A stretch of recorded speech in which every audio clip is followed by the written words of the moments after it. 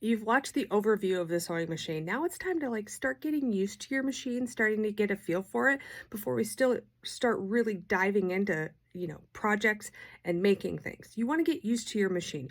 You want to get used to feeling the pressure that your foot pedal requires to make your machine go. You want to get used to going slow, going faster, building up speed, figuring out how your machine and you are going to work together.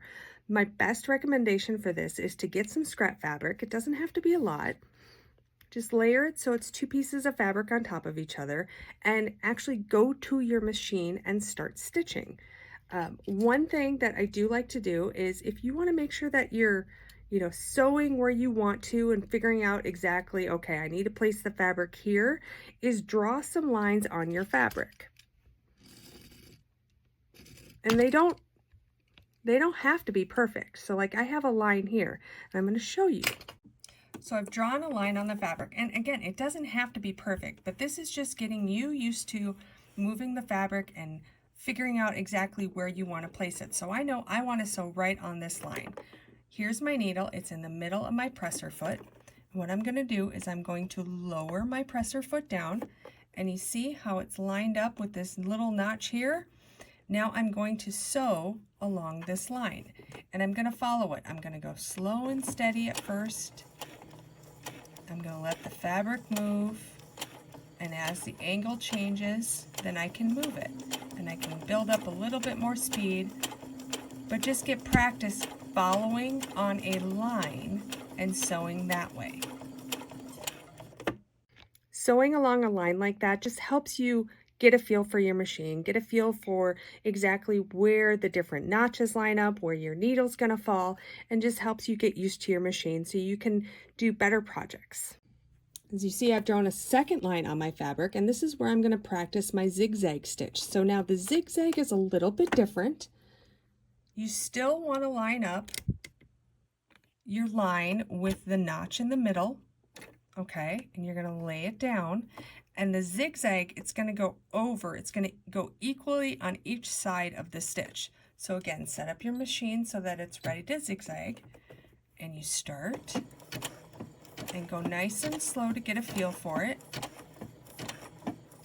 And as long as you keep the line on the center, then your zigzag stitch is going to follow exactly where you want it to go. Practice with speed, you can slow down. There is no right or wrong speed. And then if you look at it, you're left with a really nice zigzag, and it's about even on both sides. I went a little off to the right here, but that's okay. It's relatively even. That's what you want to start practicing with, so you can start getting straighter lines and get ready to actually sew some really fun projects. Now the other thing you can practice is starting to get used to doing your back stitching, because back stitching is going to be very important in a lot of our different products where you're going to have to sew it from the outside and flip it inside out, and you want those stitches to be strong. So this is where you're going to back stitch. Again, start with the line it up to the center here, and go straight down, and then stop, and however your machine reverses, use the reverse, and again along the same line go backwards.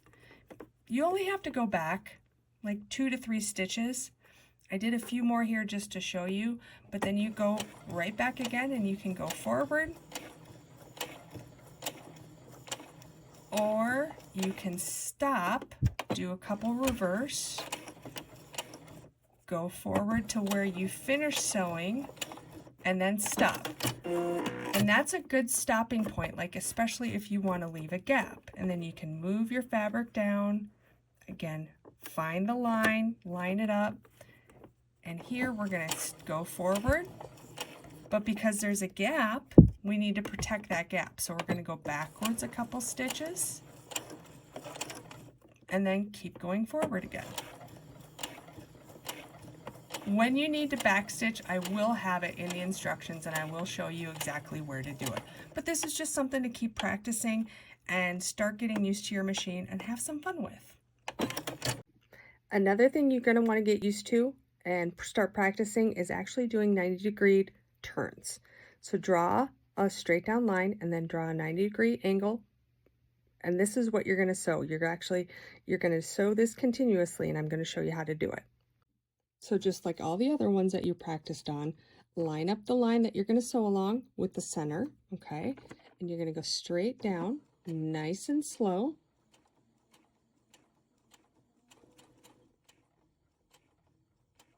And when you get to the corner, you want to get the needle to stop as close to the corner as you can. You're going to lift up the presser foot and you're going to rotate it 90 degrees, bring it down, and you should be relatively close to this line. And then you're going to keep sewing and get used to sewing 90-degree angles as well. That is what we're going to be doing a lot of in a lot of the different projects. If you want to take this exercise up another level, then draw shapes on your fabric, okay? And you're going to do the same thing. You're going to line it up with where you want it to stitch, the center line. And now this is where I really recommend you go slow, because you're going to want to follow that line and you have to move the fabric. You can't just really let it go on its own. You have to gently guide the fabric. You're not pulling super hard. You're guiding it. A lot of times it helps, especially if you have curves, to put your finger right by this presser foot here and use that as your pivoting point. And then slow and steady. And it's okay, like if it gets bunched up a little bit, you can lift this, move it around just a little bit more, and you just keep following. And remember, with curves or any design or shape, go slow and steady. And you just keep going all the way around until you are done and you're left with a fairly decent circle or whatever design you made.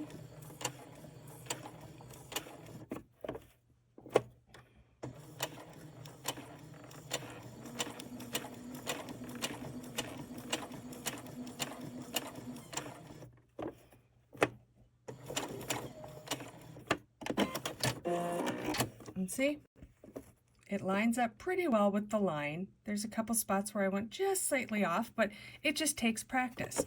And you can do the same thing with even more intricate things like a heart. These are just different ways that you can start practicing with your machine and getting used to a feel for it on how you need to move the fabric around, and you're not worrying about messing up any material that you have for a future project. You're just getting used to it and you're practicing. That's the biggest thing, practicing on your machine and getting used to it. Now, like right here, that's a big turn, so I definitely have to lift my presser foot and turn my fabric because I'm almost going back the opposite direction. And you just keep going and keep practicing. So don't be afraid to play with your machine and start practicing and getting used to it. Let me know what shapes you practiced and what shapes you hope to master. Like I said, we're going to be doing a lot of different things, and for the most part, you're going to be doing straighter stitches, maybe with 90-degree turns. But getting used to your machine and how it stitches is going to help you in the long run. So don't be afraid to play. If you don't have fabric scraps because you really haven't started sewing, it's okay. You can use any type of scrap material. Specifically, like dish towels work great because they're a similar material to the cotton that you're going to use in the products. You don't want anything that's super stretchy or super thick or like a towel, because that will just gunk up your machine. Or the stretchy material, save that for later on down the road when you really get used to sewing. Stick with cottons or similar cotton blends that are not stretchy. The biggest thing while you're practicing is I want you to have fun with it. Get used to the stitches, the two different types. These are, like I said, going to be the most common ones we're going to use. Get a feel for your machine, and if you have questions, let me know. Just make sure you're having so much fun.